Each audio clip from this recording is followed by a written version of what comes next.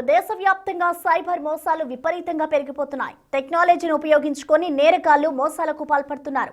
జనాల డబ్బులు కొట్టేయడంతో పాటు వారి ప్రాణాలతోనూ చెలగాటమాడుతున్నారు. అలాంటి ఫేక్ సైబర్ కాల్ ఓ వ్యక్తి ప్రాణాల మీదకు తెచ్చింది. కరీంనగర్ జిల్లా బోర్నపల్లికి చెందిన మాసాడి లక్ష్మణ్ రావుకు ఓ కాల్ వచ్చింది. అమెరికాలో చదువుకుంటున్న ఆయన కుమారుడు నేరం చేసి జైల్లో ఉన్నాడని పోలీస్ డీపీతో కాల్ చేసిన నేరగాళ్లు చెప్పారు. వెంటనే 9 లక్షలు ఇస్తే వదిలిపెడతామని తెలిపారు.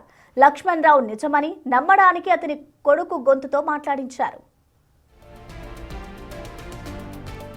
కొడుకుతో నిజంగా మాట్లాడిన అరగంటకే మోసగాల నుంచి కాల్ వచ్చింది.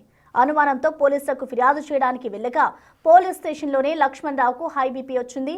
అతడికి స్థానికంగా చికిత్స అందించి వరంగల్లోని ప్రైవేట్ ఆసుపత్రిలో ఐసీయూలో చికిత్స అందిస్తున్నారు. యూఎస్ వాళ్ళు కాల్ చేస్తే మార్నింగ్ 7 కల్లా అర్ధగంట మాట్లాడింది.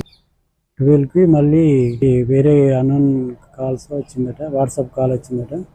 మీ కొడుకుని కిడ్నాప్ చేసినాం, మాకు 50,000 కొట్టాలి, లేకపోతే మేము ఆ కొడుకుని చంపేస్తామని వాళ్ళు అది ఒక డ్రెస్ వేసుకొని వాళ్ళ కొడుకు వాయిస్ మిమిక్రీ చేసి అట్లా అదే వాయిస్ నన్ను చంపేస్తారు, నాకు కంపల్సరీ ఇప్పుడు కొడితేనే బతుకుతా లేదని అందులోనే టెన్షన్ పడి స్టేషన్కి పోయిండు.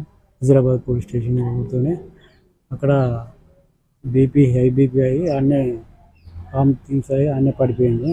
పోలీసు వాళ్ళు గవర్నమెంట్ హాస్పిటల్కి అంబులెన్స్ ద్వారా పంపించారు. అక్కడ గవర్నమెంట్ డాక్టరు బీపీ కంట్రోల్ చేయడానికి ఒక ఇంజెక్షన్ ఇచ్చారు.